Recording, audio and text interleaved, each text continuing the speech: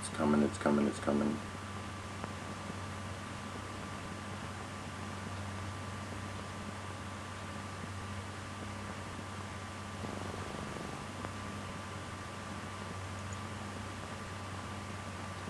Alright, we are live. Will you keep check of the Will of the Force page to see for the likes? I cannot. Because I'm not an admin.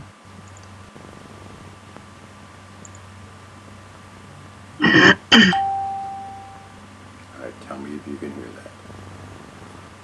That's fine.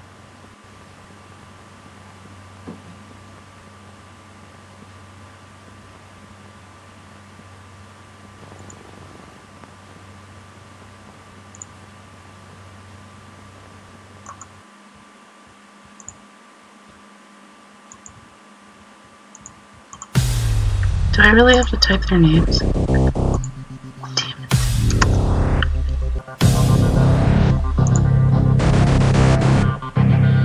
He hates these cans! I'm not crazy. My mother had me tested. Get those nerds! Nerds!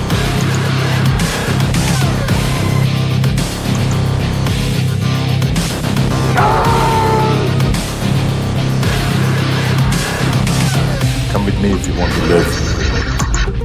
I can hear that. I knew it. I'm surrounded by assholes. Alright, everybody, welcome to Carpe Nerdium. I am Stephen Sebastian, and I am joined by the lovely, the talented, the wonderful Jessica Lamb. Where is Hello? Wait a minute, where is she? Hold on. I'm here, I promise. There she is. Hi! I say I'm here, I promise. That's the worst technical glitch we've got. Yeah. It's okay, though.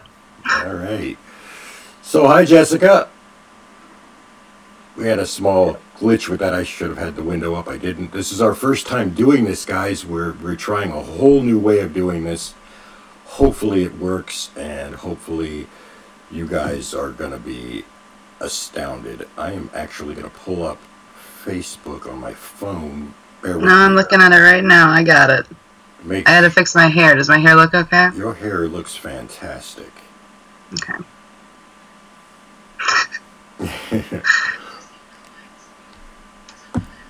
All right. So,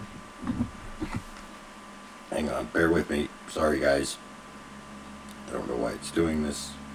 Of course, everything goes wrong when you're doing a live show. You know how that works. That is true, that is true. If you were My hair is not even doing what I want it to do right now, and that's the least of our problems. well, if you were going to Rabbit Trail, now would be the time.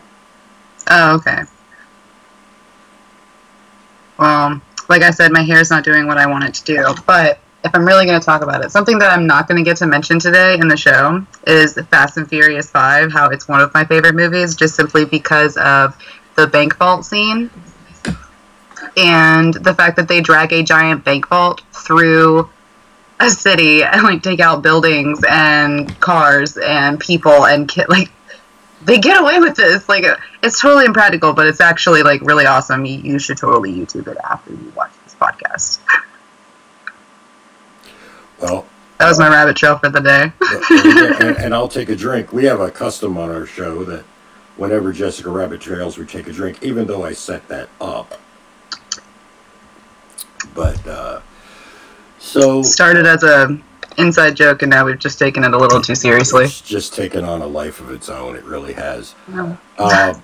So I guess we'll move on to movie news first. We've got a lot of show to cover. We've got a big show to cover. I planned for a big show because if this does work the way I hope it does and looks as good as I hope it does, then, you know, you guys are going to be really entertained. So the first thing I want to talk about is, of course, Star Wars. Why not? I mean, that is what we talk about more than anything else on this show. But, you know, it's interesting that some things have changed, you know, in the world of Star Wars. It's really interesting. You know, they started off wanting to do a movie every year. And they even talked about at some point of doing 2 movies a year. Well, then they released Solo, 6 months after, what was it, 6 months after The Last Jedi? Yeah. It was something like that. It was in May. Something like that. And they released Here, it in hold on, I can look it up. It was 6 months, 5, 6 months. Yeah, I think so. It was in May, and they released Last Jedi in December. So, they did all of that, and then they realized, whoa, we have too many things. So Bob Iger, the CEO of Star Wars, or of Disney, as, recently announced that, of course, J.J. Abrams is writing and directing Episode 9. They've already started production on that. But he is quoted as saying, we are just at the point where we're going to start making decisions about what comes next after JJ's movie. But I think we're going to be a little more careful about volume and timing, and the buck stops here on that. Now, as you know, Star Wars has made a killing. They've made $4.5 billion worldwide since they came out with, the Episode 7. And it's just, they've made a ton of movies. They made, I think, 4, right? They made Force Awakens. And then they made, Rogue One, The Last Jedi, and Solo. And now they've decided all of a sudden, well, maybe we're just going to slow that down just a little bit because it's a little too much. What do you think about that, Jessica? Should they be slowing down? I mean, yeah, you don't want to overload people, I feel like you don't want to overload people too fast with films, and I feel like that's something that people do a lot nowadays. Like, they just cram out these films over and over again. Yeah. And you're like, you have to leave them, like, wanting more from your series. I feel like I'm actually experiencing a little bit of Star Wars fatigue, and I never thought that would be possible. I mean, if you'd have asked me years ago, they could bring out Star Wars every week and I'd be happy, and now I'm like, oh, yeah, another Star Wars. Yay. Good. Yeah. Okay.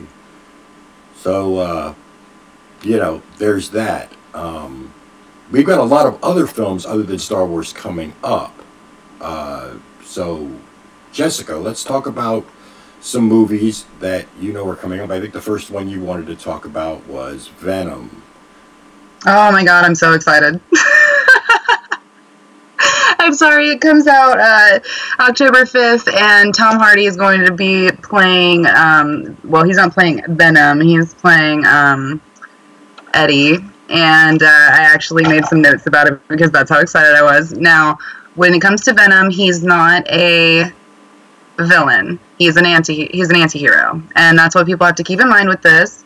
And because people, I was talking to somebody, I was talking to my friend Taylor earlier about it, and he was like, oh, well, I thought he was a villain, and I was like, he was a villain in 2007 in Spider-Man 3, but people liked his character so much when Topher Grace played him that, they started talking about in 2007 making this Venom movie, and then finally we're getting this movie, and instead of an anti-hero like Deadpool, where he's funny and he goes through the fourth wall and stuff like that, this is gonna be an actual hardcore villain, anti-hero good villain movie. I really do, because Riot's gonna be the villain in it, and if you don't know who that is, he is one of the Spider-Man not super villains. He's not as BA as Carnage is.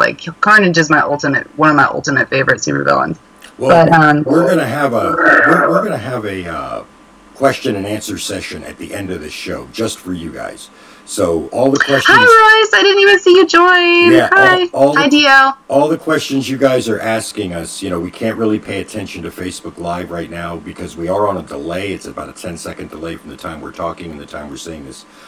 But we will answer your question. But Royce's question is right up your alley. I mean, Royce asked, do you believe Spider-Man or Peter Parker will have a cameo in this movie? What do you think about that? I mean, do you think we're going to see the Gunslinger? If they do not do it, they are losing out. They are losing out on an amazing crossover. they are losing out on. I'm pretty sure that they've announced that this is like not like a canon movie, but I don't care. Like if they decide to not do that, then they're losing out on a honest to God breakthrough between the Spider-Man series, like link between the Spider-Man series and this movie, and then later on Venom can show up in more things. Well, because I figure the average fan is not even going to know who Venom is unless they've read the comic books or they're familiar with, they touched on Venom in one of the Spider-Man movies, didn't they? It was the third one. It was the third one. With Tobey Maguire and Topher Grace. They touched on it, but I mean, they're going to have to reference Spider-Man at some point. I mean, they've got to. I really honestly hope, and I hope that it's, I hope that it's the new one. I can't ever remember his name, but he's adorable. Tom, I'm not. Oh, I know the one who did it for Justice League. Not Justice. Or not Justice League, the Avengers. Yeah, Avengers. Sorry, wrong. Yeah. Whoa. No, you're good. I just made the ultimate It's okay. sin. We have a lot of crisscross on like Marvel and DC conversation tonight that we're going to be doing. I just crossed DC and Marvel. Oh gosh, I am just banished to hell. Okay, well, for those of you that are unfamiliar with Venom, we're going to take a minute and let's go ahead and actually watch the trailer. You should be extremely afraid. I love this trailer. I don't think they can hear you. Thank you for bringing us collectively to this moment. It is a moment that so many have dreamed of claiming. History starts today.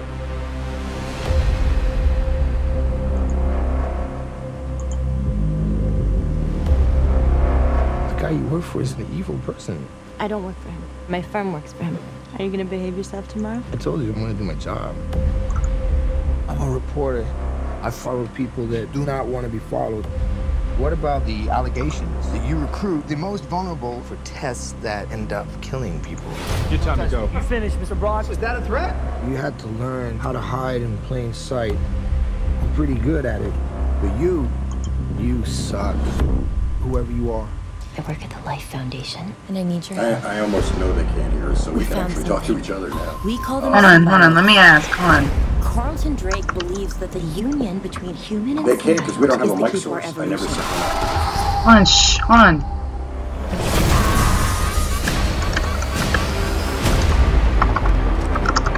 I'm feeling really sick. I'm hearing a voice. You're not real. You were just in my head.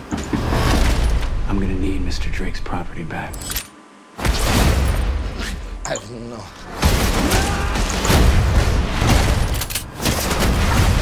Why would we do that?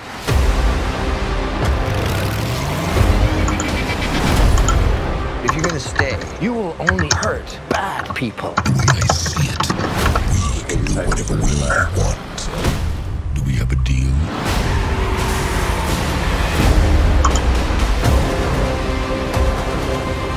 Are you willing to sacrifice the one thing you hold most dear? You should be extremely afraid.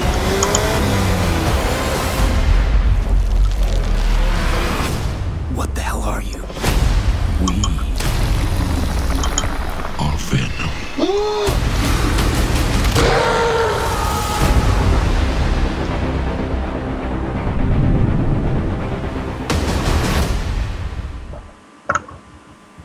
Okay, so I hope you guys answer me this, guys, real quick. Guys, you that are watching, you can hear the trailer, right? And it's going to take a while for it to catch up. It's still running. But yeah, that's definitely an anti-hero. I mean, I'm so excited. That looks amazing. Like There's another trailer that that came out where he's standing in a gas station. And it's Venom, and he's talking to this guy, and he's like, okay, so Royce can hear it. Awesome, thank you. Oh, hey, Caitlin. I think Ryan Ledoux started watching us earlier. Hey, Ryan. Amy's watching us too. She's going to be on a future show. We'll talk about that later. Okay, so there's a part in the movie where it's in another trailer, and he's standing in this. Venom is talking to this little man in a gas station, and the Asian woman is behind the counter, and she's like horrified. And Venom actually is like, "I'm going to eat your face off, and I'm going to." He's like, "I'm going to eat your face off, and I'm going to eat your arms and legs, and so you're just a faceless, arm and legless little blob rolling down the street like a turd in the wind." And like he eats him, and then like it goes back to being Eddie, and he's just like, "I have a parasite." Awesome. So next, it's so funny. Next, we're going to talk about your boy Jason in Aquaman. Oh my God! One of my, I've loved him since Baywatch. Yes, Baywatch. Okay, so Aquaman coming out on December 21st. Probably going to be a great activity for people to go to for Christmas. If you guys are anywhere near familiar with Aquaman, he was like a joke for a long time when it came to like the superhero. Like movies and stuff, like everybody was like really kind of like joking on him because everybody was like, your flowers talking to fish. You're so happy all the time. Well, with this movie, I really do think that they've toned it down and they've turned him into this kind of brooding. He doesn't want to. He's like a reluctant king at this point of his kingdom, and he doesn't really want to do it. But then he realizes that the people of his kingdom are trying to come up to the surface and take over. And it's thank you, Royce. I appreciate that. But the greatest part about it is Jason Momoa is the complete opposite of what the comics made him as at first. And I'm really glad that they did take this turn because it totally matches the Justice League. It totally matches the Batman that they're portraying. It matches the Wonder Woman that they're portraying. It matches the Quicksilver, or not the Quicksilver, but the see, that's my fuck up for that. Oh, that's my mess up for the night. Language. Go ahead. Language. Oh, I'm sorry. It's an issue. But it totally matches. Well, all I'm saying is he matches the DC universe, and I feel like DC learns as they go. They go and grow with each film. Oh yeah, you know what I mean? Like they learn from their mistakes. When Justice League came out, I was fully expecting, your typical Aquaman when they first announced it. Even Big Bang Theory made a fun of it when Raj was like, "I hate Aquaman. Aquaman sucks," and he really did kind of suck. And then they brought in this new Aquaman. So let's look at the trailer for that real quick, and then we'll get back and we'll talk some more about it. So here's the Aquaman trailer for those of you. I'm not gonna lie. I might talk in this. I'm not gonna lie. They won't hear you. They won't hear you because I don't have your mic up for the trailer. So we'll talk about it after the trailer. All right. Well, I'll retract my comments. Okay. Here's the Aquaman trailer, everybody. Yeah, we can hear each other, but they can't hear us at this point. I want to ask. I was a queen. But life has a way of bringing people together. We could unite our worlds one day. Check it out. Arthur is talking to the fish.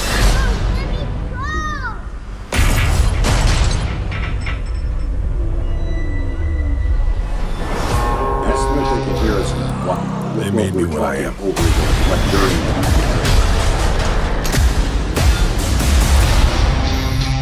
Can you hear? Permission to come aboard.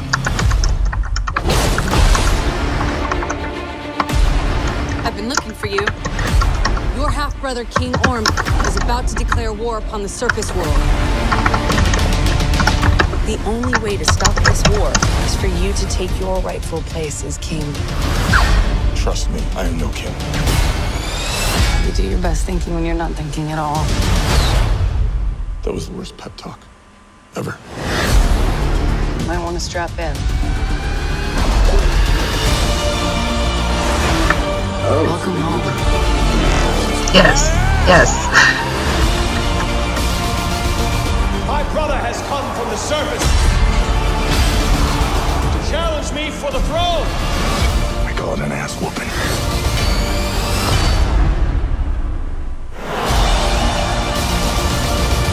I'm no leader.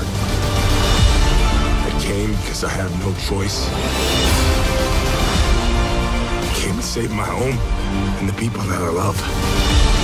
You think you're unworthy to lead because you're of two different worlds. But that is exactly why you are worthy. That was awesome. The war is coming to the surface, and I'm bringing the wrath of the seven seas with me.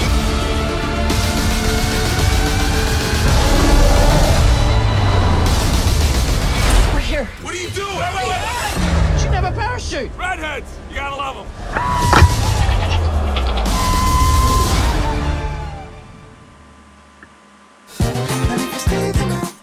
All right, yeah, that's he is hot. I'm just gonna say it out right now in front of God and everybody. That man, oh my God, like, dude, they couldn't have picked a better actor for that. And I do apologize. They really couldn't have. I apologize to everybody. We didn't know our mics were hot during that, so from now on, when we show a trailer, we will shut the hell up. Oh my God. Caitlin is so right. If they could do a Aquaman swimming in water, they could do a live action Little Mermaid. I think they're working on that. I think they are. I think we addressed that in one of our other episodes earlier that's on SoundCloud right now. They are, and I'm not sure if they're... I vaguely remember it. It's one of the actresses. I vaguely remember it. But... Awesome. Anyway. So go. Aquaman. Talk it up. I was say, anyway, we're going to get to Captain Marvel. Well, no, I thought you still wanted to talk about Aquaman. Go ahead, go. Oh, no, talk about Aquaman. Oh, man, I could go on for, like, hours about Aquaman. Listen, Arthur Curry has always been one of my favorite characters because, I mean, I'm sorry, but I enjoy the presence of nice people. This world is full of, if I could censor myself, fools. And I highly think that, you know, I don't want to walk around people like that constantly all day. So his character was always cool in my book because he was nice, but I really do, just because it's Jason Momoa and the DC universe is so dark now, I really do think that this is going to be the reboot that Aquaman needs to not necessarily be like super awesome and everybody want to be him for Halloween or whatever, but it's going to be good enough to where he's going to become more of a household name that's not a joke. You know what I mean? I completely do. Yeah. So... Agreed, DL. That's exactly what I'm getting at. Seth MacFarlane's going to stop busting his balls. Okay, so... Miss Marvel. Captain Marvel? Yes. Yes, my Brie Larson. Oh my God, I love her. Okay, so it comes out on March 18th next year. They're making us wait for it, so not excited about it. But when it comes to her, I'm surprised that they've taken so long to do a movie with Captain Marvel in it.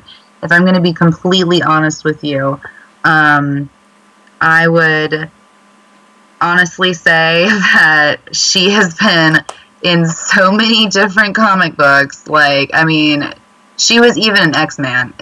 She was binary. She was even an X-Men. Like, she has literally been in so many things that it's honestly hard for me to believe that they've taken this long to unleash her as a character. But honestly, that does show the progression of Hollywood and how, yes, they are bringing in new superheroes, and yes, some of them are women, but she has a long backstory, and so they have a lot to work with. I mean... I made a list of just a few of them, and one of them is she is Carol in the Marvel Superheroes, which actually came out 1968, and then she was actually Miss Marvel. That's the correct name for her, is Miss Marvel. She did number 1 in 1977. Like I said, she was binary in the Uncanny X-Men. And then, and that was in, I think 1982, I believe. And then in 1988, she was Warbird in the Avengers. And then finally, she was Captain Marvel in The Avenging in 2012. And because of that, I feel like she's finally come along to the point where she can be in a movie, but I'm surprised it took this long, honestly. Like, I honestly am. All right, well, like the other ones, we also have the Captain Marvel trailer for those of you who haven't seen it. And I promise you this time we will shut the hell up. So here it is in all its glory, the Captain Marvel trailer.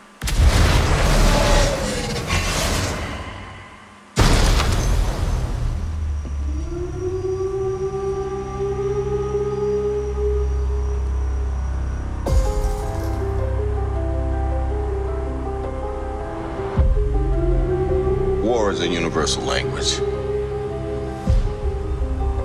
I know a renegade soldier when I see one. Never occurred to me that one might come from above.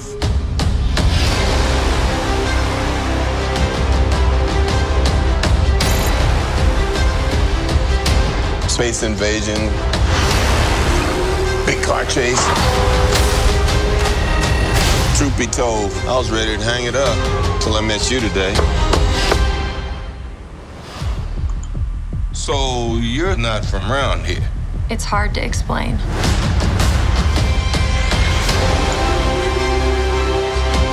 I keep having these memories. I see flashes. I think I had a life here. But I can't tell if it's real.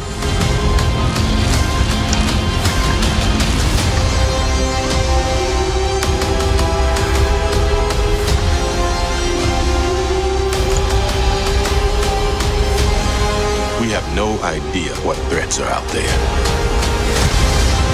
We can't do this alone. We need you.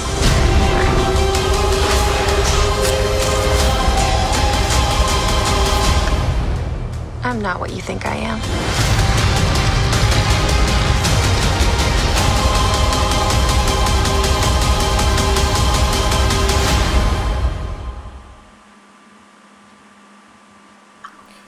So, yeah, wow. In a fight between Captain Marvel and Superman, I gotta ask, even though it is crossing DC with Marvel, who would win that fight? Oh, no, I don't know. I mean, I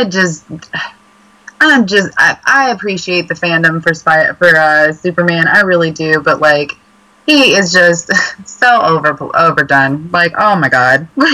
I know Royce, one of the people who's talking on here, or who's watching right now. He is like one of the ultimate Superman fans that I know. Caitlin's an hashtag Marvel. Caitlin, I read your thing earlier about the everybody doesn't want another Marvel movie except for Infinity War. I'm thinking that they are going to work Captain Marvel into the Infinity War. Like, that's what I'm thinking. And honestly, I am going to have to go with Captain Marvel because Superman is so OP'd because there was a comic, I can't remember which one it was off the top of my head, but he was brought back by a beam of light that went through his like coffin or wherever he was buried, and legitimately like brought him back to life. Like he was rebuilt or whatever. Like he came back to life. Like whatever. Like no, that's so OP'd. But when it comes to Captain Marvel, like I love Carol. She's probably one of my favorites, and I do honestly think she is one of the most badass Avengers there is, because let's be for real, she's gonna be part of it. Yeah, no doubt. I got real excited. I mean, spoiler alert for those who have not seen the last Avengers, when he texted her at the end, I was like, oh, here we go. She's gonna be the one to take out Thanos. I know it's gonna have something to do with her, and I can't wait for number 4. I'm so excited about that. We're not talking about that. We'll talk about 4 on another show. But we're going to get really nerdy now, and we're going to tap into Jessica's Uber Nerd, and of course mine too, because I am a big fan of the show. I named my cat after one of the main characters. And so, Jessica, what do you think about the upcoming How to Train Your Dragon film? Okay, so let's get one thing straight. The first 2 movies changed my life and my cat's life because my cat is in love with them. And so Royce will be talking about that later on in the show. So apparently what happens is that this female, he's the leader of the place, and next to his wife Astrid, and she, the white Night Fury comes, and then another source of evil comes, and they have to go and travel the earth to find the answer and the true meaning of Hiccup's existence and Toothless's existence are revealed. And honestly, look, let's just run the trailer first. That way, there's more for me to like just fangirl over, because I love How to Tame Your Dragon. I've loved it since the first time it came out, and if my cat had not already had a name when I adopted it, we would have named it Toothless as well. I rescued a kitten. It was thrown out of a car in front of my house at 70 miles an hour, and it was dragging its legs behind it. It couldn't walk, a lot like Toothless was in the first film. And it's a black cat, so of course I named the cat Toothless, and I can't catch him right now. He's running around, or I would show him to all of you. He looks just like Toothless. So, but yeah, let's go ahead and run the trailer for How to Train Your Dragon, and then we'll talk more about it when we come back. It's a hidden dragon world. Wow.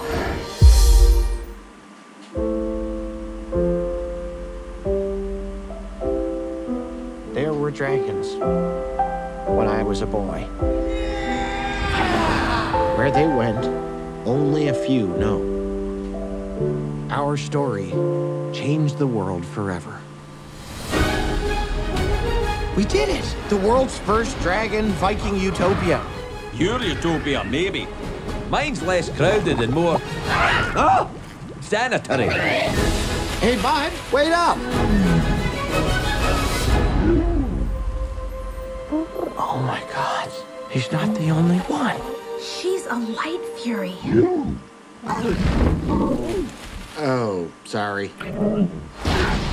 Did she just disappear?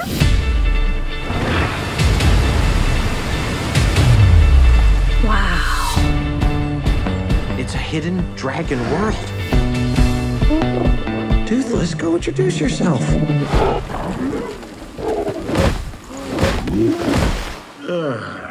Found my heart, broke it, here, made friends and lost them through the years. Toothless has a girlfriend. I've hunted every Night Fury except yours. Hand him over. I will never give him up. Then I will destroy everything you love. We are no longer safe here. We all have to disappear, completely off the map. We have to fight for their freedom. Come on, bud! You're nothing without your dragon. Attack! Show them what you got, bud.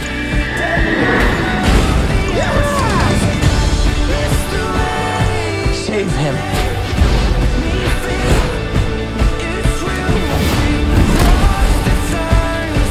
It's you and me, bud.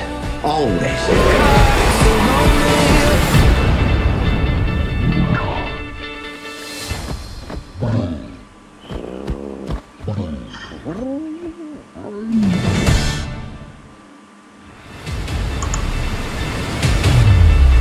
Wow. It's a hidden dragon world. Toothless, go introduce yourself.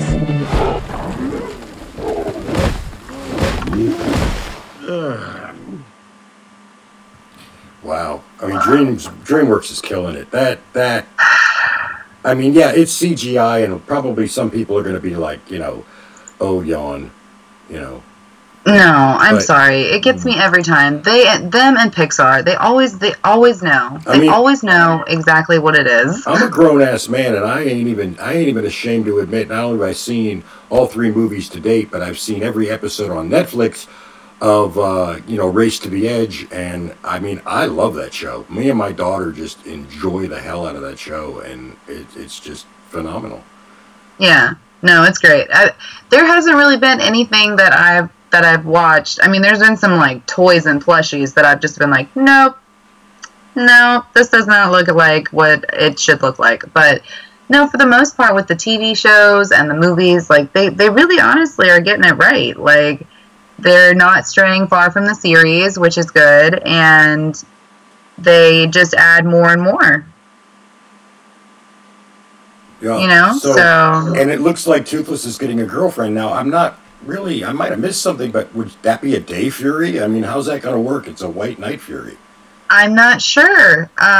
They haven't really, I mean, here, I'll look it up. They haven't really, as far what I've seen, they haven't really announced that yet. I actually had this pulled up.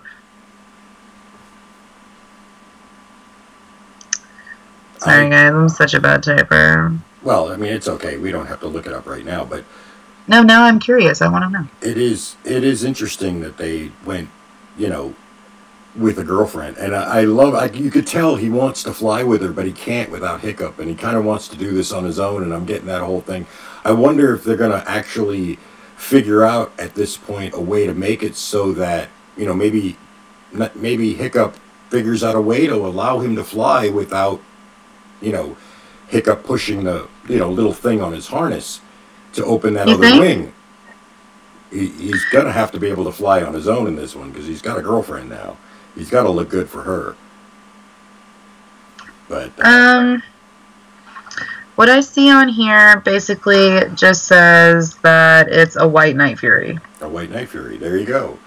Yeah, like it's just, yeah. So continuing with movie news, we are not going to leave you Harry Potter fans out of it. We love Harry Potter. Harry Potter's amazing. And of course, we would be remiss in not mentioning, of course, Fantastic Beasts, the new movie that's coming out, The Crimes of Grimwald. So Jessica, you have the floor. I have such high hopes for this movie because I have like scoured the internet to see if there's another some kind of book that goes with Fantastic Beasts other than the one that was published and is the actual book, the little red one that comes with the series. And if that's the only thing that's there, then damn, this woman has just it has grown into something that's so elaborate and wonderful. And every time, I'm never disappointed by a Harry Potter movie. I never am. I mean, there are ones that I liked more than other ones, but I wasn't ever really disappointed by the books either. But I can say that I really have never had a big issue with any of the movies that have come out, and now we're gonna get to see Dumbledore as a young man and how he acted back then, So we're really gonna see where Hogwarts came from. I really hope from back then. Snape is in it, that they find an actor, that they have an actor that will do as good as oh my god, I'm totally brain farting his name right now. He just passed Alan away. Rickman? Yes, they've got to have somebody that does at least his voice impression or sounds close to him, because he is such a big part of the series. I don't want to spoil it for those. Oh, they will, because he'll have to be young Snape. Yeah, and it's so they will. They'll be able to cast it. I'm not too sure what it'll be yet. Well, it's already finished. I mean, it's coming out. What? Yeah, I can look at the IMDb while we're talking. I think it comes out in November. Well, you know what? I actually have it right here. It actually comes out, November 16th. Yeah, well, we'll find out because this year we will. Here's the trailer.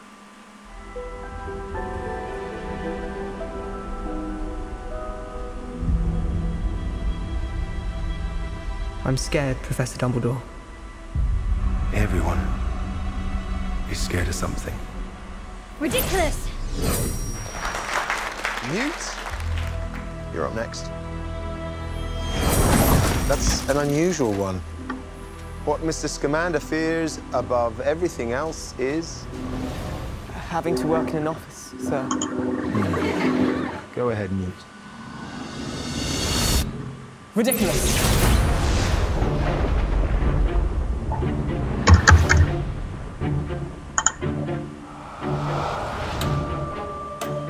Magic blooms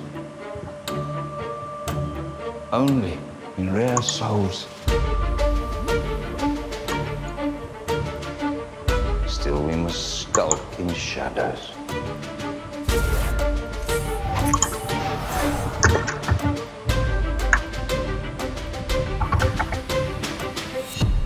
But the old ways serve us no longer. I take it you've heard the rumors. Grindelwald had a vision that he would rise to dominance over the wizarding world. So you're asking me to help hunt him down?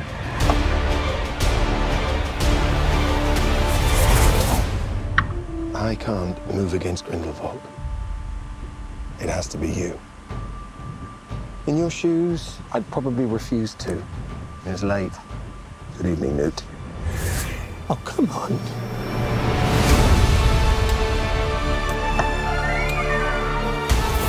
You underestimate your talents, Mr. Scamander. Their arrogance is a key to our victory.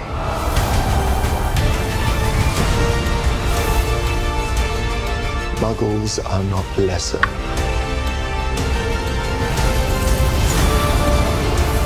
Not disposable.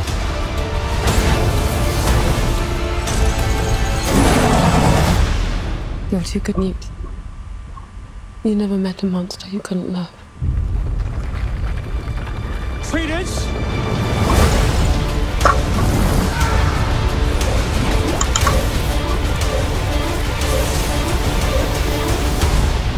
Mr. Scamander. Do you think Dumbledore will mourn for you?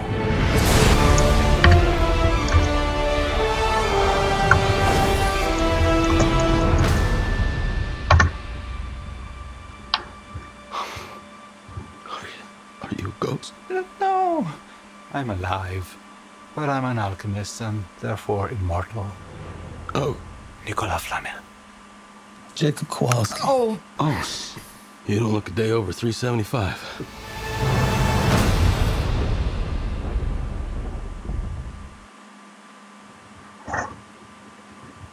Wow.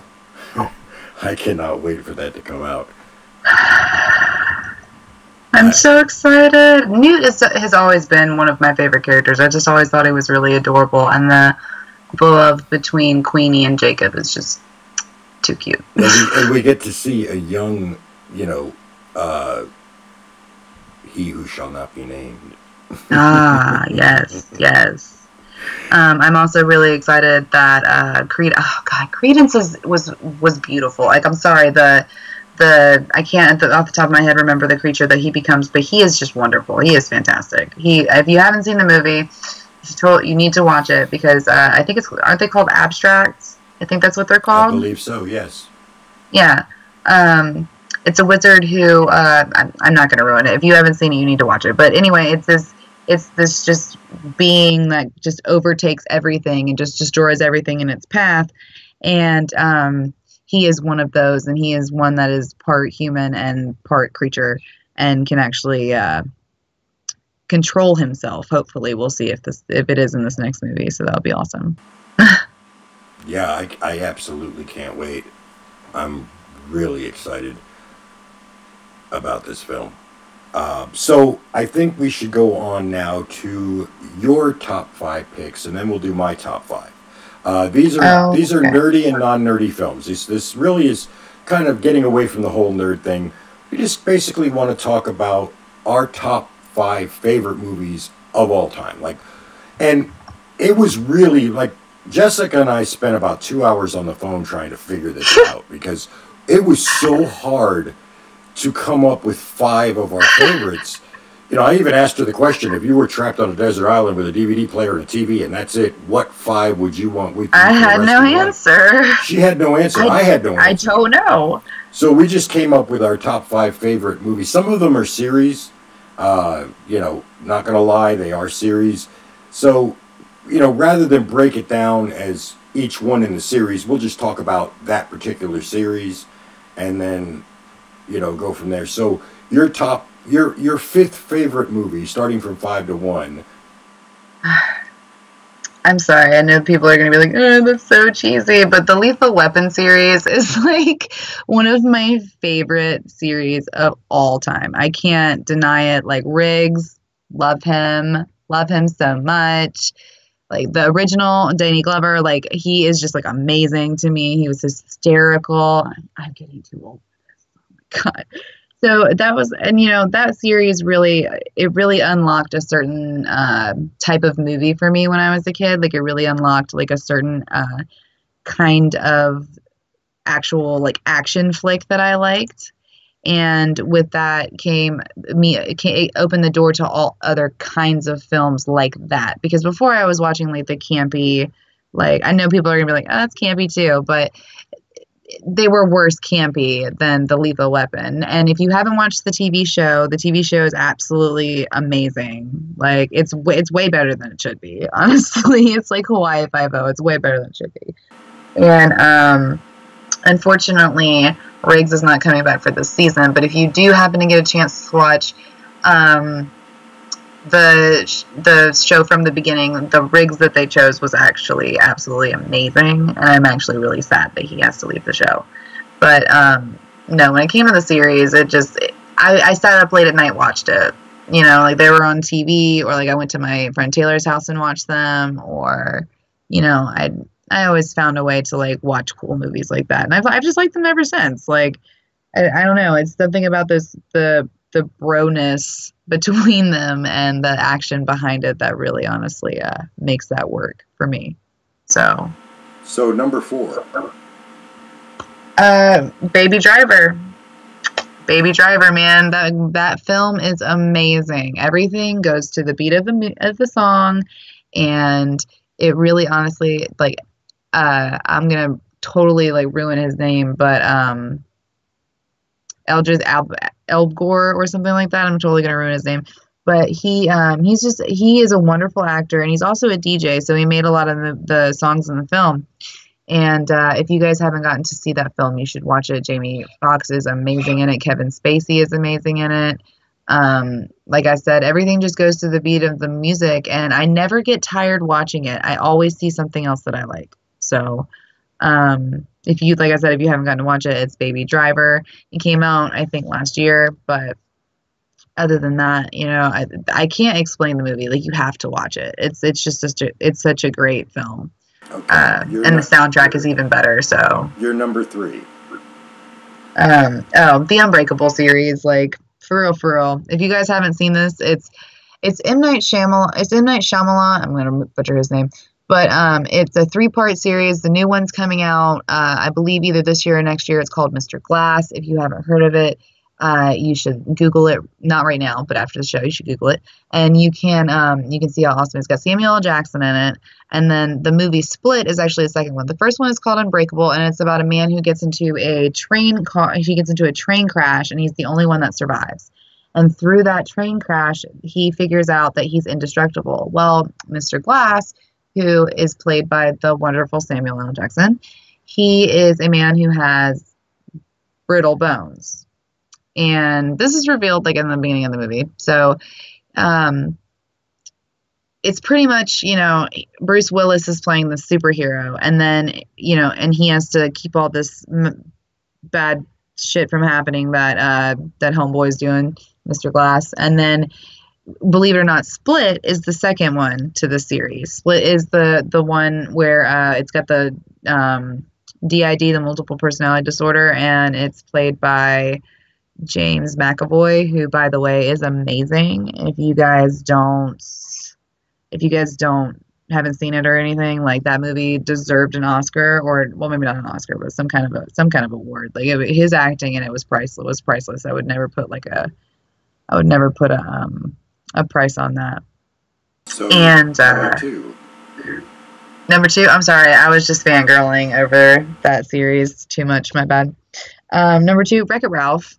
And there's a new one that's coming out, and it's called Ralph Breaks the Internet, and I'm super excited for it. Like, I can't even understand. You guys won't even understand. We'll talk about that next show. But Wreck-It Ralph, good, wholesome, great movie. Great humor for adults, great humor for kids. It's got an adorable protagonist in it. Ralph and Penelope are just absolutely adorable. And it's great. They're a great contrast together. There's little teeny tiny badass chick, and then this big, guy, kind of like working man. But I thought it was really great how they took the bad guy in a video game and turned it into the good guy in a video game. And I just feel like it's a great watch. You should watch it. The soundtrack's great. The animation's great. The inside jokes are great. It's a great movie. You should watch it. Okay, so your number 1 movie of all time. Alice in Wonderland, the original Disney version. I watched it as a kid in, I think it was Oklahoma, for the first time in a bed and breakfast that we were out there. And I just remember being so enamored with it. And I wish I had brought the stuff in here, because if I did, it would have been like all over the bed, all over my room kind of thing. I'm obsessed with Alice in Wonderland. I have been since I was like 7. And the greatest thing about Alice in Wonderland for me is that it is, what I saw it was a great way of this girl going on this grand adventure and it turning into what could have been a nightmare, but she got out of it. Her curiosity didn't kill her, because she was able to, take her own advice finally and run away from it. And I'm not a big fan of the Tim Burton version. I think it's beautiful. It's pretty. It is pretty. I'll give it that. But I'm not sold on it. I'm not sold on it. Now, you had mentioned you have an honorable mention. John Wick. Hands down, without a doubt. John Wick. Oh my God. John Wick, the series, the first one, the second one, like, just beautiful. And they went seamlessly together. Like, can't even lie about it. Like, the first one, like the last one, the second one picks up where the first one left off. Like, oh my God, I've never been so terrified to harm someone's animal in my entire life. Like, I don't even want to get near his dog. Like, that movie is absolutely brilliant. And Keanu Reeves has yet to disappoint me in his film career, and that one is nothing if but a beautiful example as to why. So. All right. Well, my top 5 is a lot different, and it's somewhat nerdier. I mean, no, don't get me wrong. I love every one of the ones that you mentioned. I think all of them are great. I've seen every one of them and absolutely phenomenal. M. Night Shyamalan, he had a little rough patch in there, but man, his stuff is just absolutely amazing. Anything he does is incredible. And yeah, I love all of it. Now, what do you think of I think there is a new John Wick series on Netflix, isn't there? Or am I thinking of something else? I don't know. I can check. Hold on. I may be thinking of something else. It's starring that guy from The Office, unless I'm thinking of the wrong thing altogether. Oh, you're thinking of Jason Sudeikis. Hold on. No, it's Jack Ryan. Or is it? Yeah. Yeah. That looks good. I want to see Oh my God, no. No, people I know have watched it, and they've actually told me it's Tom Clancy's Jack Ryan. Yeah. Yeah. No, they've told me it's fantastic. It's amazing. Apparently, I haven't seen it yet. If any of you guys who are watching right now have seen it and have a personal review that you want to share with me and Steven right now on the down here, you go ahead and do that. Because, like I said, I'm super interested in watching it. So. Well, mine is, of course, my top 5. My 5th one, of course, is the Iron Man series. I love Iron Man. I mean, it is absolutely, Robert Downey Jr. is Iron Man. I mean, no one else could play that role. He is just absolutely incredible in that role. I'm blown away by every single one of them. I mean, some people say that some were worse than others. I mean, I love Iron Man 3 most of all because it was shot in Wilmington. And I know a lot of the locations that they shot. And I'm like, oh, I know that spot, So I get really excited about that. My next one It's kind of going to bring out a little bit of a girly side in me. I know it's a romantic comedy, but it's You've Got Mail, and there's a reason for that. When I first started on the internet playing around with it, of course, I had AOL, as a lot of you probably did. So hearing those magical words, "You've got mail," it really, got me excited. Like, who wants to talk to me? So when this film came out, it was romantic as hell. Meg Ryan and Tom Hanks were brilliant together. To this day, I can't watch that movie. If you haven't seen it, a little bit of a spoiler alert. When Tom Hanks's character says to her, "Don't cry," and I just get all, it's "Don't cry, shop girl." That really gets me, and I absolutely love that. And of course, my third favorite is Young Frankenstein. I love everything by Mel Brooks. Spaceballs, they're all phenomenal movies, but Young Frankenstein got me because he had the audacity to shoot it in black and white, and it just looked so beautiful in black and white. I mean, it was hysterically funny. Some of the lines are just classic lines. I mean, when he says it's Frankenstein and he says, "Aren't you Igor?" He goes, "No, it's Igor." I mean, it was just some of those, and then that Frau Blucher and the horses would go crazy. I mean, it just kills me even thinking about it. My number 2 is Star Trek. My favorite Star Trek out of all of them is, of course, Wrath of Khan. There is no other greater than that. I do like the JJ universe. It's growing on me. I wasn't a big fan when it first came out, but Beyond got a lot of bad reviews, but I really liked it. I really liked Beyond. And I like every one of them except really 5. Star Trek 5 was just awful. I mean, it's almost unwatchable. It's so bad. And I wasn't excited about it at all. And I went to the theater to see it. They showed this thing where they showed all 5 Star Trek movies from Star Trek 1 to Star Trek 5. They did a marathon thing at the theater, and I saw them. I didn't even stay for 5. I was like, I'm not staying for this. I got up and left. And of course, everything they did with Next Generation, from Generations onward. I mean, one of my favorites is First Contact. I mean, that's just absolutely phenomenal. And then, of course, my number 1, I know you can all guess it. I don't even need to say it. Yeah, it's Star Wars. All 8 movies so far, and I'm sure 9 is going to be great. I'm going to touch on The Last Jedi in a rant we call the bitch session. But I love all of them. I mean, even Episode 1, a lot of people give the prequels a hard time. Look, it's Star Wars, man. You gotta put your pride aside. You gotta realize it. This is Star Wars. This was groundbreaking from 1977 onward. And it's been breaking ground ever since, and it's just absolutely phenomenal. What do you think of my list? What do I think of your list? Yeah. Well, I've enjoyed all the movies that are on your list, actually. Young's Frankenstein is actually one of my favorite movies. If I'm going to be honest with you, it's actually really one of my favorites. And, well, we all know that I'm, like, a huge Trekkie, like... Another favorite of mine is Blazing Saddles, and by Mel Brooks. And a lot of people have been like, "Ooh, that's an awfully racist movie." It has a lot of racist tones to it, but, it's not racist to the sense that it makes the black guy look bad, because at the end of the movie, he's the hero. Spoiler alert. He's the hero.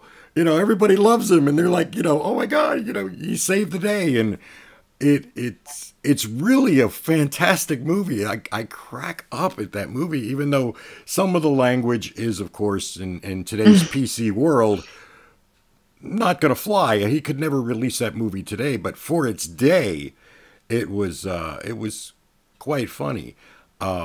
So now we're going to go on to a segment about music. It's not really a nerd thing, but we're trying to give you a broad spectrum of what we like, what we don't like, what we like to talk about, what we talk about on the phone when her and I talk for hours and hours and hours and hours and hours and hours and hours and hours. But I'm going to talk about music. So I'll jump into my list first. And my first one, and y'all going to laugh at me. Y'all going to make fun of me. I'm sure you are. It is what it is. I enjoy their music. You know every one of their songs. And those people that say, I hate Nickelback, yet they know every song. I mean, these guys, they've got some great stuff. I mean, you can't listen to Rockstar and not like tap your foot. I mean, hey, I want to be a rock star listening to that song. Yeah, I love their stuff. It's absolutely phenomenal. Another band I really like is Breaking Benjamin. Breaking Benjamin is actually on tour right now. I couldn't find any tour information about Nickelback, but I know that Breaking Benjamin is on tour, and they're on tour with Five Finger Death Punch. So that's like a twofer because I love both of those bands, and I'm really excited that Five Finger Death Punch and Breaking Benjamin will be at the Crown Coliseum in Fayetteville on December 7th. Let me repeat that. December 7th in Fayetteville, Crown Coliseum, Breaking Benjamin, and Five Finger Death Punch. I mean, you cannot go wrong with that lineup. I'm going to do everything in my power to be there, and that's all I got to say. That I love that band. I love both bands, and I'm gonna get my rock on, man. That is just gonna be phenomenal. Another band I love.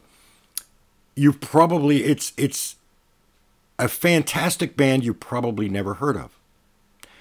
Most people haven't. They went mainstream under a different name. They were at the time called Weaving the Fate, but now they're known as Villanova. BC Villanova is a friend of mine. They're a band out of South Carolina, and they've got some really phenomenal stuff. I mean, I love just about everything they put out. BC is getting ready to put out a solo album that comes out very soon. I believe he's going to be doing he's doing a CD release at the Ice House Amphitheater in Lexington, South Carolina on October 26th. That is going to be the release of his new solo album. And Villanova is going to play a lot of the songs. I'm sure they're going to play songs live. He did tell me in a private chat that Villanova, the entire band, will be playing his stuff at the show as well as their older stuff. And some of their songs are phenomenal. Matter of fact, I've got a video that I'm going to play for you right now it's sort of the making of one of his newest tracks, and it's called Soda Pop. So I hope you enjoy it as much as I do. I love this song. I love their styles. Check it out, and then, text me, message me on the comments, and let me know what you think. Here it is. BC Villanova. His live single, Soda Pop.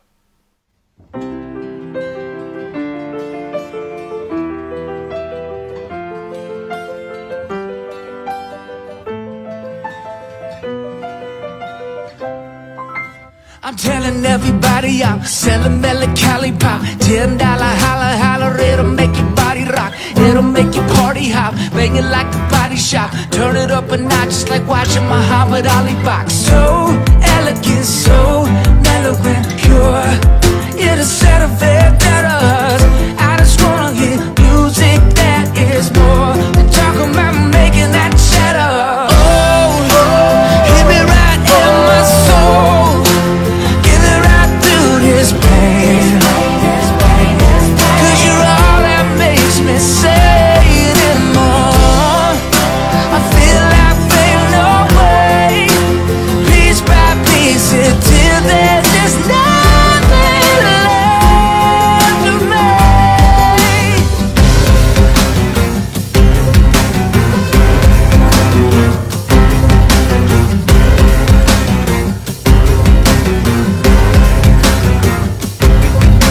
Telling everybody I'm selling melancholy pop. BC Villanova, I'm overloading with soda pop. Edgar Allan poetry rolls me from a falling top. If you're coming at me, you cattywampus to mollywop. So elegant, so mellow. It's just fun to say.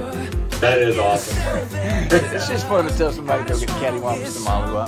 That is more than talking about making that cheddar. Oh, hit me right.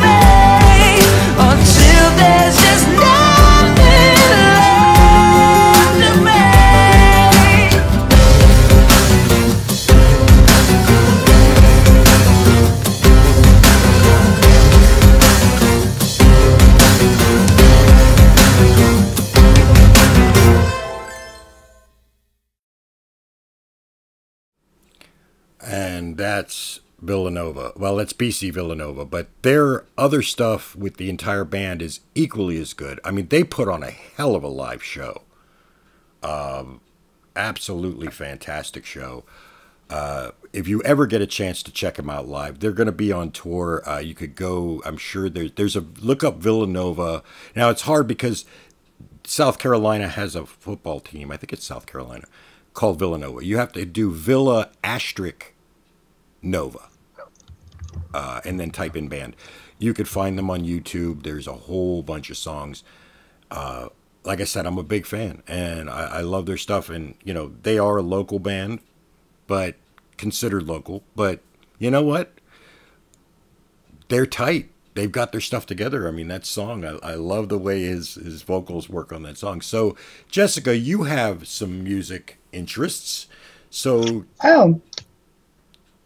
yes, I'm actually super excited for to say this, but if I had to pick 3 bands, it would be Pink, Panic at the Disco, and Eminem. Well, wait. Eminem is more of an artist, but let's do them in order. Let's talk about Pink first. What do you think of that?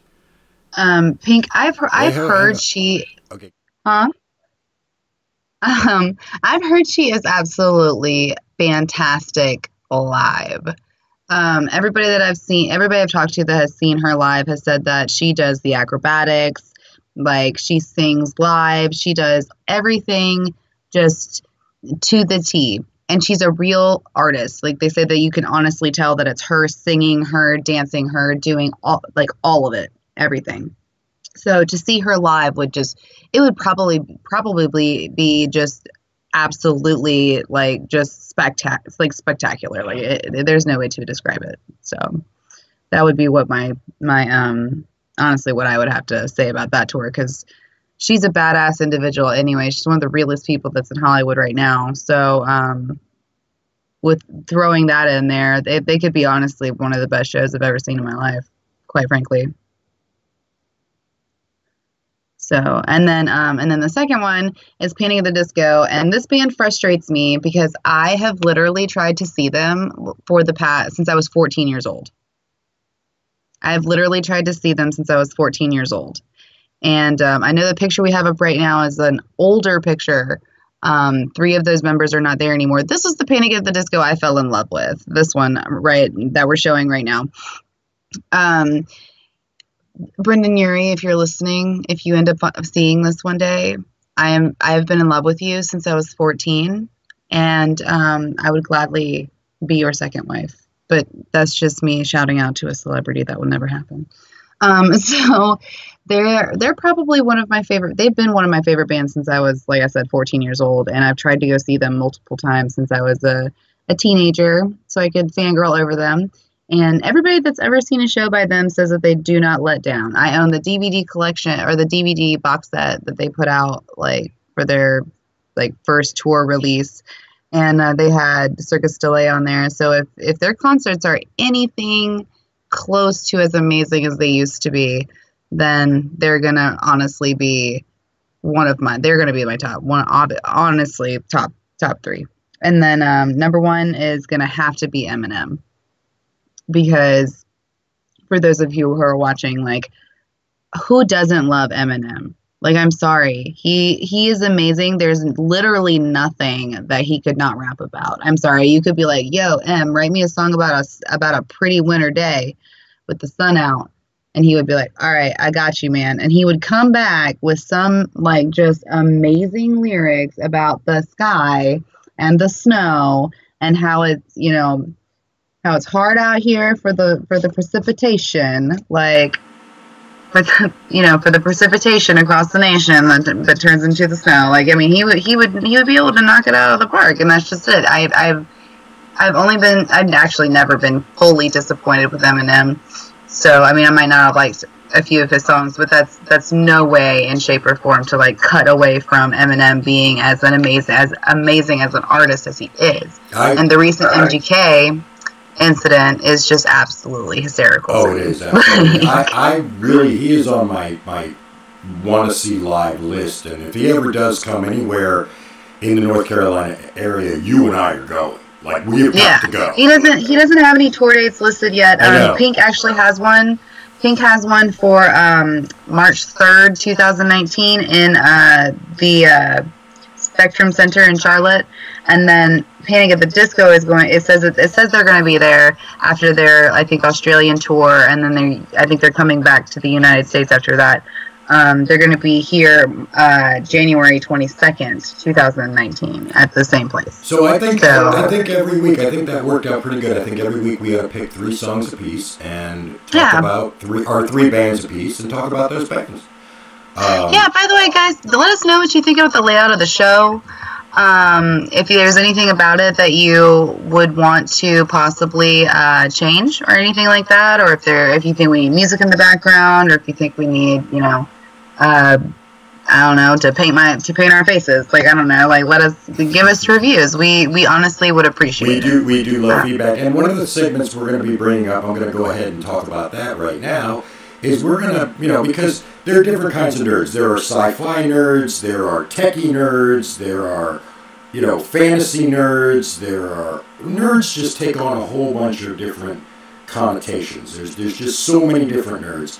And, of course, there's got to be horror nerds.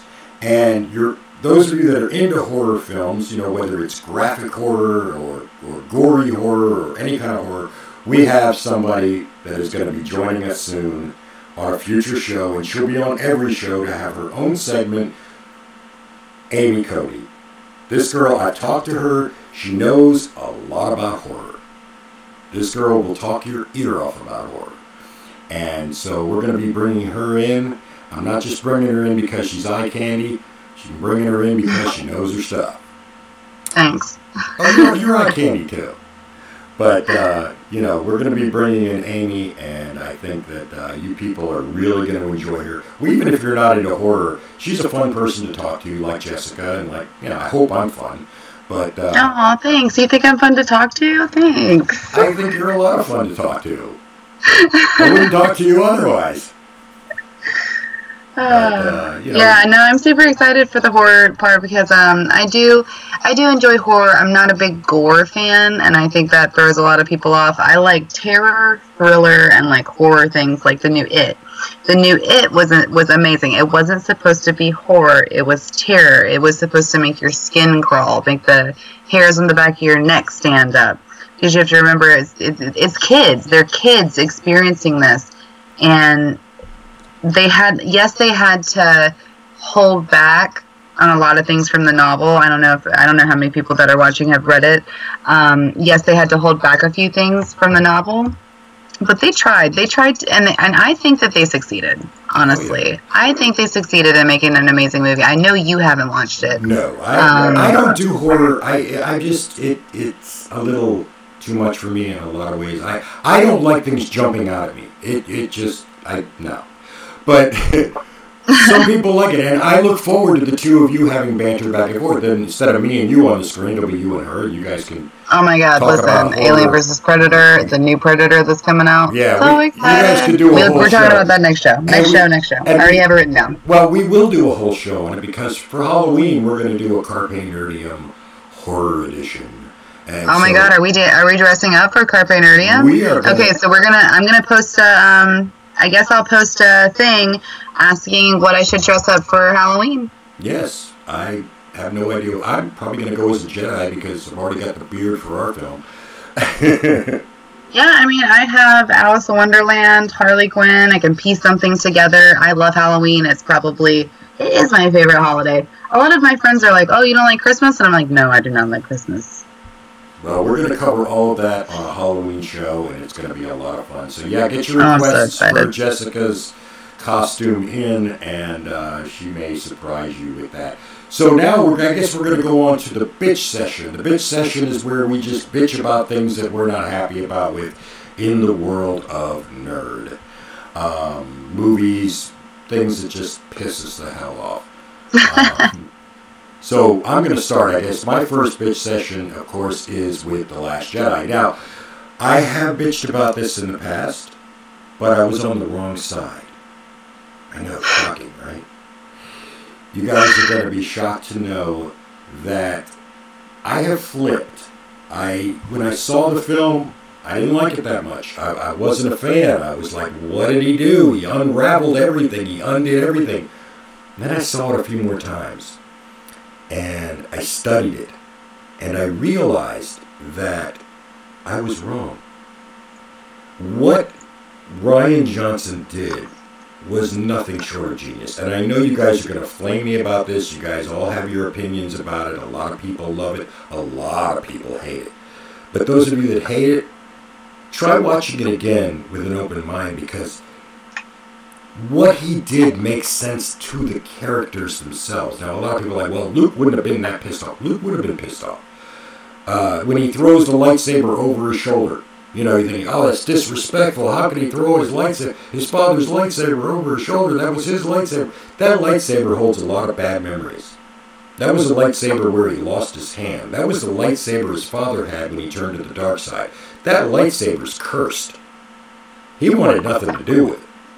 And as far as the Jedi Order, why he was walking away, why he said the Jedi must end, makes complete sense. Because when you think about it, it was a Jedi Master, friend of his mentor, and his other mentor, Yoda, who he also looked up to, that both told him, in order to become a Jedi, you have to kill your father.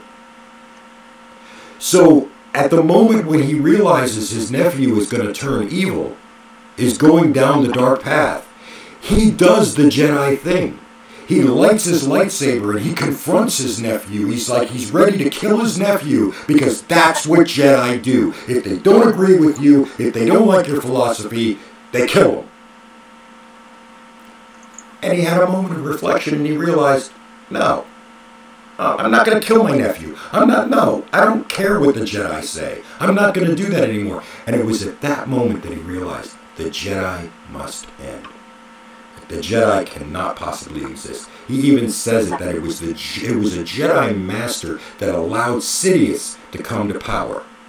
It was hubris. It was the arrogance of the Jedi that allowed Sidious to come to power and become the Emperor, destroying the Republic.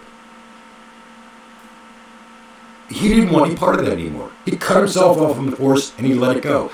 I used to think that the whole Canto Bight scene was a waste of film. Like, what was the point of that? But if you watch it, if you really study it, the point of that is that they found the new resistance. Those kids that they just happened to stumble upon because it was the Force guiding them, whatever destiny it was. Those kids were the future. Now that one kid, Broomstick Boy, reaches out his hand and broomstick flies into his hand. Basically what Rian did was tell us the hope of everything is that anyone can have the Force, not just the Jedi. The Jedi are not the only ones that can have the Force. Anyone, everyone, because Yoda has always said, all of them have said that the Force is in everything. It surrounds us. It binds the galaxy together. It's in the rocks and the trees. So every human has the Force. Every one of them. Whether they're able to use it or not depends on their ability. I mean, thank God they didn't touch on the midi-chlorians, because that was dumb. But he gave us the hope that everybody has the Force. Everybody has it. So the fact that all of this just came together in this one film, and then he, of course, projects himself. He uses a power that we've never seen before, and he dies. Passes on to the light side of the Force, to the netherworld of the Force. But in 9, he's going to be even more powerful. Remember what Obi-Wan said before Vader struck him down. He said, if you strike me down, I shall become more powerful than you can possibly imagine. We never really got to see what that meant until Episode 8, when we saw Yoda pull lightning out of the sky, burn down the tree. We realized how powerful Force Ghosts really are. The fact that he could tap them with the gimbal stick on the forehead and touch him means that they have substance. I fully expect to see Luke wielding a lightsaber, or at least interacting with Kylo Ren in a very physical way. So this movie, you know, like I said, I started out not liking it so much. Now I'm a huge fan of The Last Jedi. I mean, who can take a look at this scene with Yoda and say that sucks? I mean, that was awesome. And he looked so good. And you notice he's not see-through. I mean, Yoda was so powerful. He is physically there. And so I just, what do you think of that, Jessica? With the Yoda? Yeah, and I mean, The Last Jedi. I mean, you haven't seen it, the whole thing yet, have you? No, I haven't, because I watched it and I ended up falling asleep because I was tired and stressed out. I'm sorry, but it was good. What I watched was good. I liked the connection between her and Kylo Ren a lot. That's mainly what I remember, because it was so striking. It was so striking that they were able to grasp hands like that. I felt, yeah, they were actually able to touch each other in a force projection, and the fact that you haven't seen it, ladies and gentlemen, I will be looking for a new co-host. Oh, shut up! So if you would like to be part of Carpe Nerdium, oh, shut up! I will get Bernard out of the car. Shut up. So let's go on to your bitch session. Your first one is, of course... I'm going to be bitching about this until it actually comes out. The new Teen Titans, it's called Titans. It's the newest addition to the Teen Titans series. If you guys watch the trailer, you'll see it. It looks amazing. The characters look great, but the one thing that I will bitch about right now, and I've bitched about it before, and I'm going to bitch about it again, is Starfire's outfit. She has on a fur coat. Okay, listen, I'm just going to go ahead and say it like this. It has nothing to do with her, with the actor who they chose. It has nothing to do with her. She is beautiful. I feel like she would do a great time. Well, she would do an awesome time in the movie or in the TV show. But I swear to God, I saw her costume walking down a scene in a Law and Order SVU as a prostitute. That exact same costume. Not going on. Well, okay, you know what? Well, before we go any further, and I'm hoping it's just a costume choice that they're gonna later upgrade. Maybe. What do you think? Maybe maybe you know, it's a temporary costume. She is an alien. Maybe that's the first thing she put on, and maybe they'll do something. But we're gonna go ahead and show the trailer now. We must preface this by saying that this trailer is not. If you're expecting Teen Titans Go, no. It, like the rest of the DC universe, has become dark. If you're easily offended, or you have children in the room, hopefully this time of night you don't, or if you're watching this in rerun, you might want to mute this or turn the sound down or put on headphones, because there is going to be foul language. It's the only trailer I could find, and it is a little racy, so I apologize for that. But here's the Teen Titans trailer.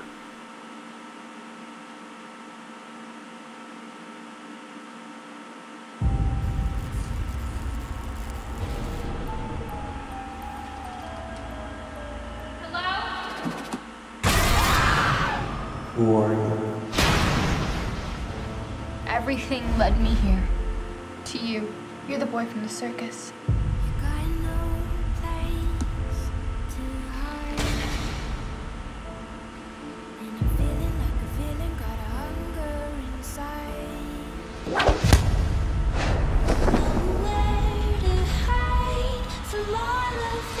Please, can you help me?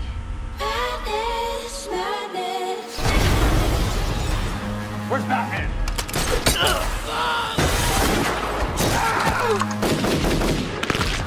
Fuck Batman. There's something evil inside of me. You're scared. I get it. But you can control it.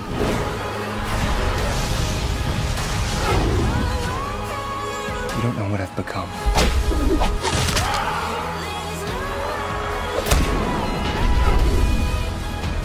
Sometimes, when I feel the darkness, it feels good.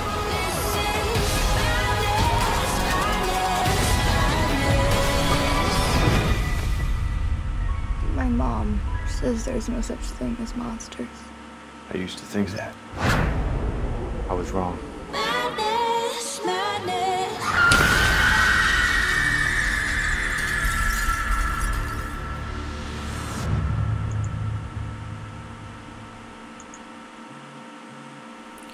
Wow. Fuck Batman. Wow. I mean, I know this is your bitch session, but just her. I'm sorry. All I see when I look at her is I'm like, oh look, that woman from Law and Order SVU just walking through the shot. I love the original Teen Titans cartoon. I think it's phenomenal. I love that they got the same voice actors to do Teen Titans Go, which a lot of people don't like, but I love Teen Titans Go because of the voice actors. It is more of a kiddie show, but I mean, this movie, it looks good. So your next bitch session is about...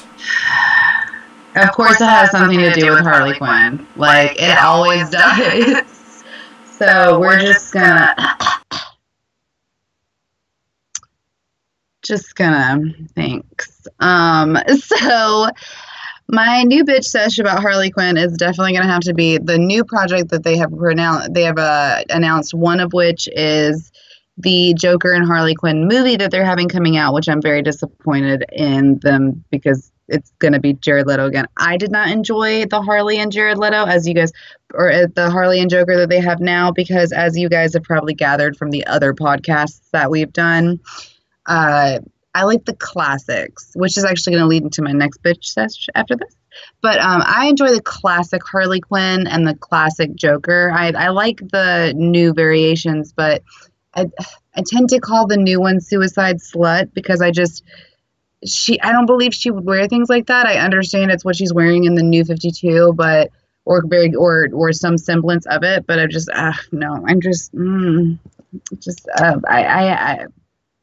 original for life. So I'm really hoping that with the Birds of Prey, I'm really hoping that they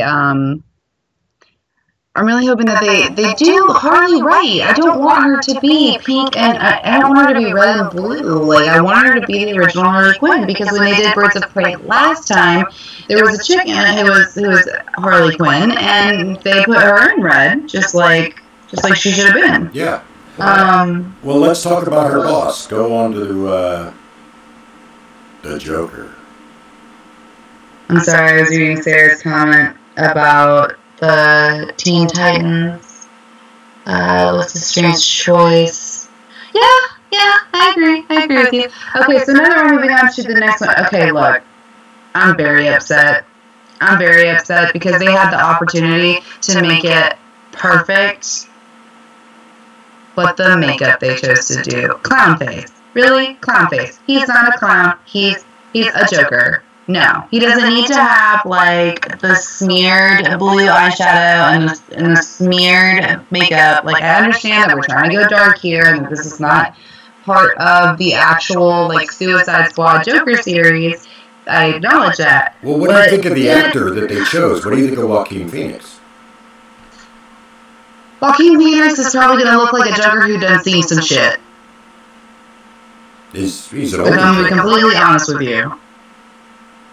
He's not going to be the young crown prince of crime, and what I think he's going to be more of is I think that they're going to take the story and work. Like, I feel like he's going to tell the story of, it's supposed to be an origin story, so I feel like maybe there's another younger version of him that hasn't been announced yet. Like, I feel like maybe there's something else that we haven't, like, we can't see about this movie yet.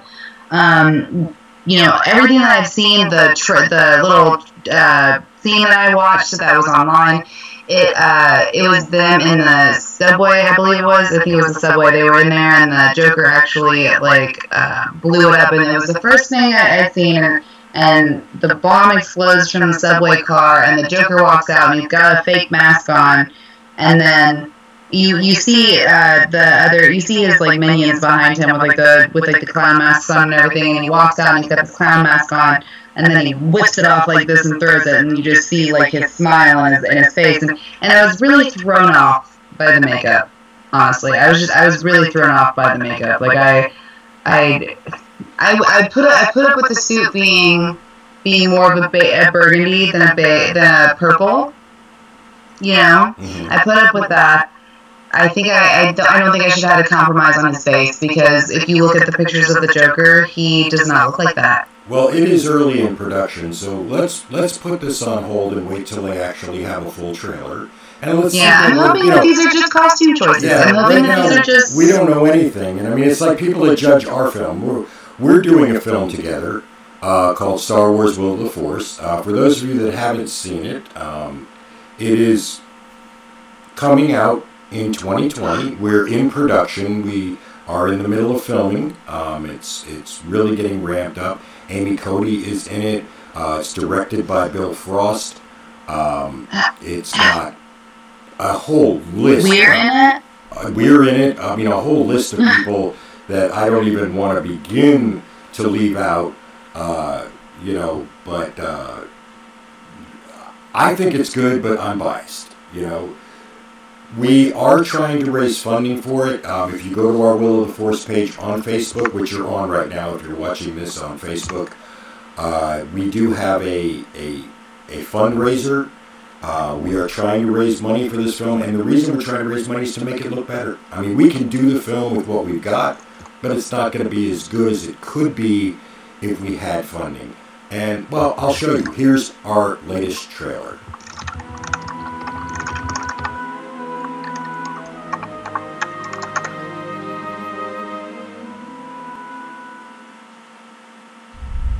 Petra Shaw, what you're suggesting goes against the Jedi Code.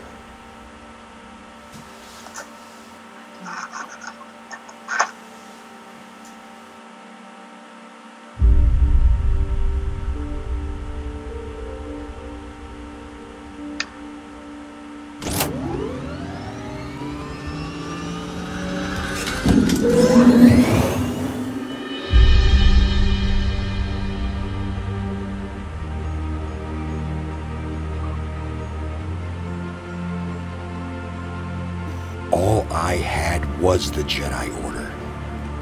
Father, I have a question. What is it, Bill? It's about the light and dark side. And now it's gone. Oh no.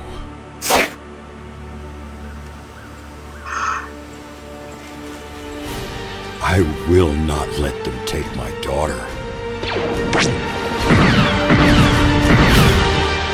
If the Jedi have any hope of returning... I know, Senator. No matter what.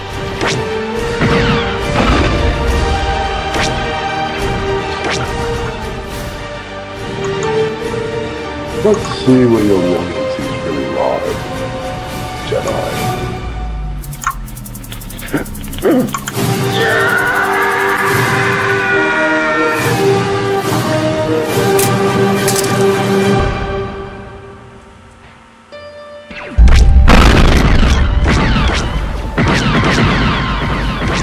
Is this what you had in mind? No. I told you I had a bad feeling about this. No, Callan, wait!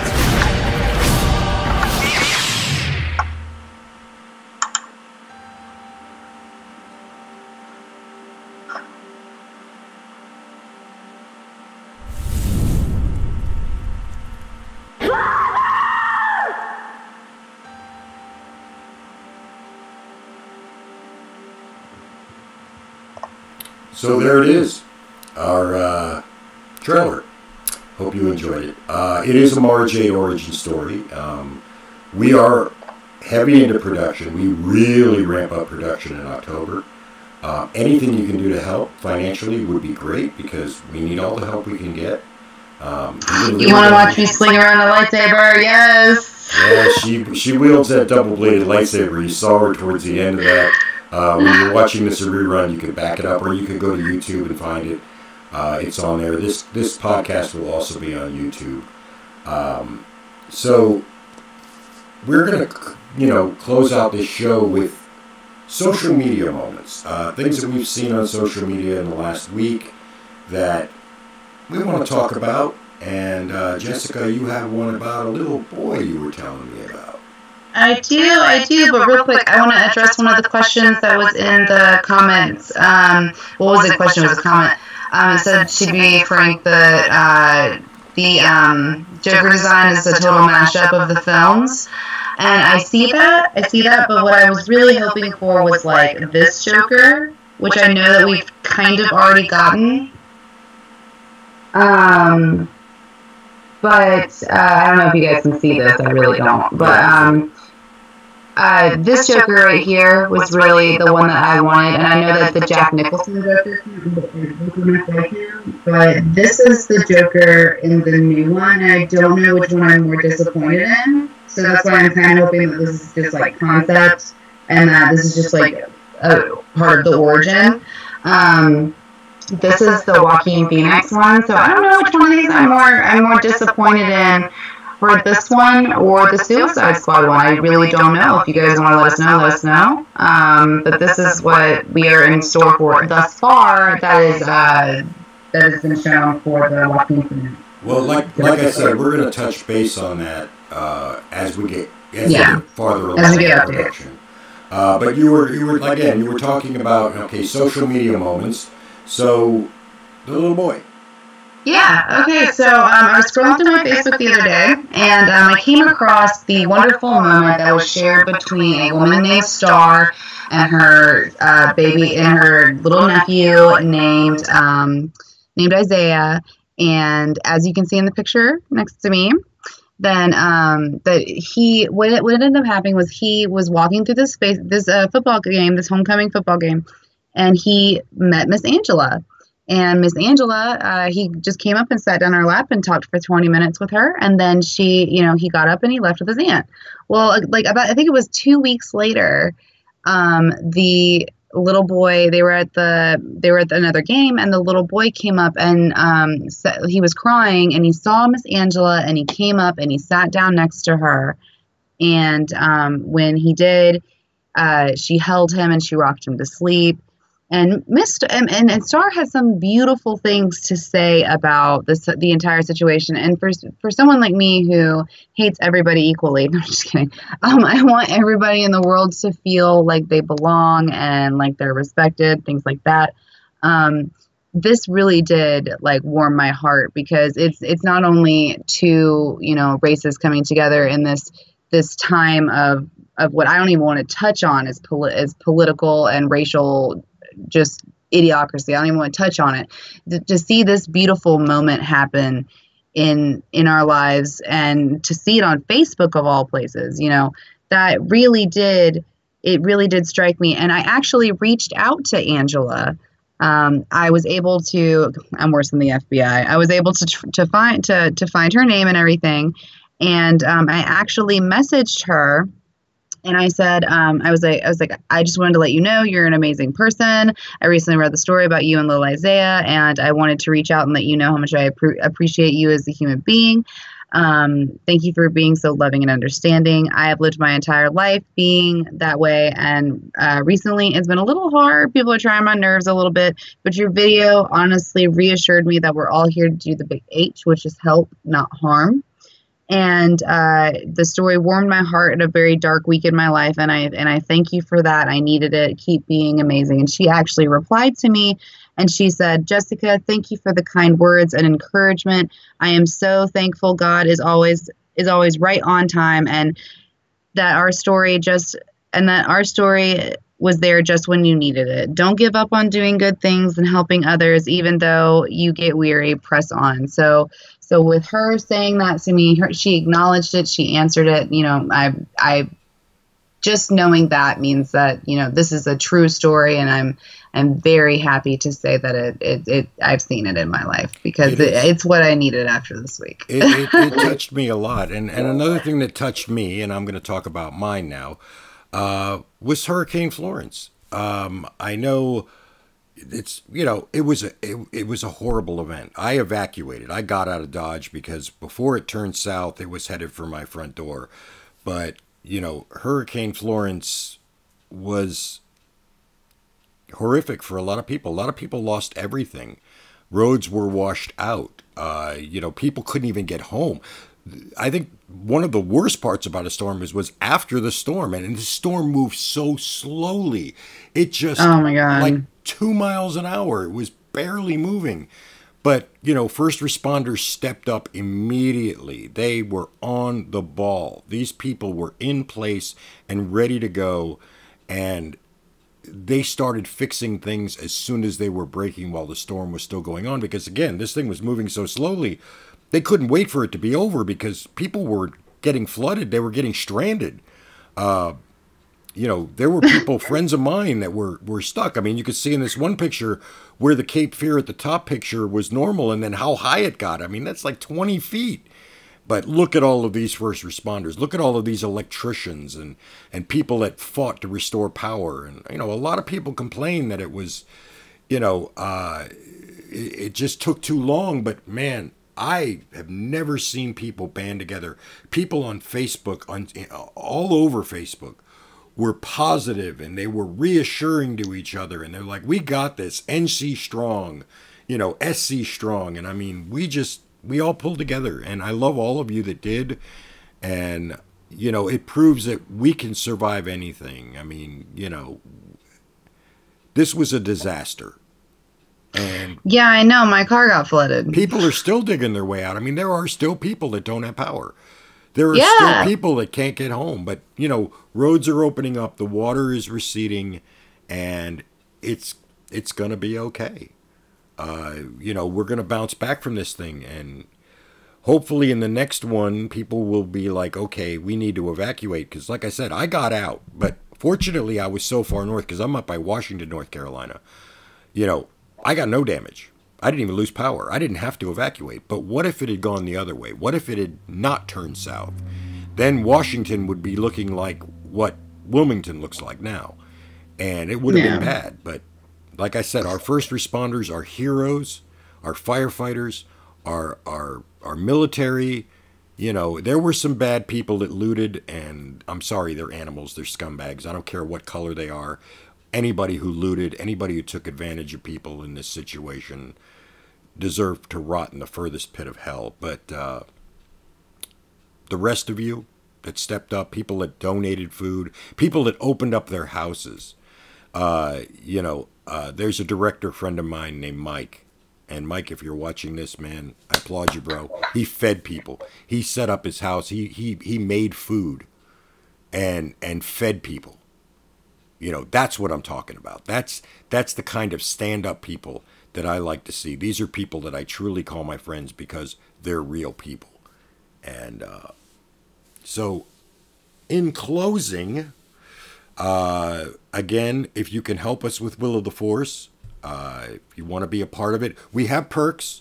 We have a VIP group that you can join for $15, and you'll be the first ones to see all the new trailers, all the behind-the-scene photos that we don't show on this page, on the Will of the Force page. We do show them to our VIP people first. We show some things to them that we won't even show to you guys. So if you want to see it, it's $15. $15 isn't going to make or break anybody, but it goes a long way to helping us. I mean, our lightsabers alone cost $200 a piece, and we need 7 of them. So, you know, it gets expensive. Costumes and stuff like that, sets we've got to design and so forth.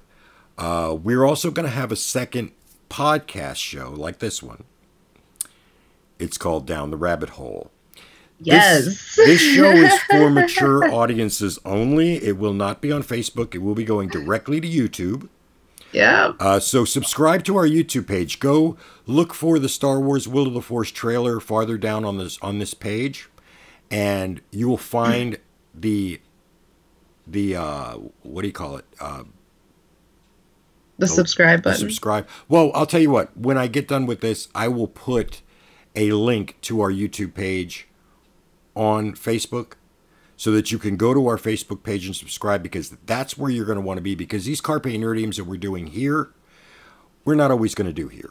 We eventually wanted to get away from Facebook on this. I don't like Facebook Live for this kind of thing. I'd much rather do it on YouTube Live. We may eventually do it on Twitch Live. I want to build a Twitch following as well. And honestly, guys, please give us like as much feedback as you want. Like, you can message share. either of us and let us know what you think about the show, or if you think there's improvements. Like I said earlier, like, please don't hesitate to reach out and let us know. This is for your entertainment. I mean, we enjoy doing it, but we enjoy knowing that you guys like it more. Everything we talk about on this show, we talk about to each other on the phone, so we don't need to do this. We can talk on the phone and have the same conversation. But we would like to share our conversations with you guys. Yeah. And, if you guys want to ask questions and stuff like that, then we are more than willing to answer or discuss or anything you guys want to do. Absolutely. So please subscribe to our YouTube page, and you'll get to see all of this stuff. And you'll get to see Down the Rabbit Hole. Down the Rabbit Hole, again, is for mature audiences. If you are sensitive, if you have children around, this potty mouth over here, no, because she's going to get raw, and she's going to get personal. And we were going to call it Jessica Unchained, but yeah, we decided that because it's going to be nothing but like us rabbit trailing the entire time about inappropriate topics, that we're just going to call it Down the Rabbit Hole. If you want to see the dirty side of this girl, you'll want to listen to Down the Rabbit Hole, because she gets raw. That's all I got to say about that. So, closing remarks. Jessica, what are your closing remarks? Basically, be a nice human. Don't be a dick. Nobody likes to walk around with assholes. And if you're going to walk around assholes, bring a towel, because I guarantee you one of them is going to shit on your day. But you know what? Be the person that helps somebody wipe a little bit more shit off their shoulder. Exactly. So, be nice to each other. Be good to each other, and be good to yourselves. And, I don't mean to get all religious, but, the Bible, and take the Bible for what it's worth, whether you believe in it or not, whether you believe in God or not, whether you have a belief system of any kind. There is wisdom in the writings of those books. And, it says, do unto others as you would have them do unto you. And so, if you're going to be a dick to somebody, then don't expect them to not be a dick to you. Yeah. So be good to each other, be good to yourselves, and we are out of here. Peace. And we will see you next week.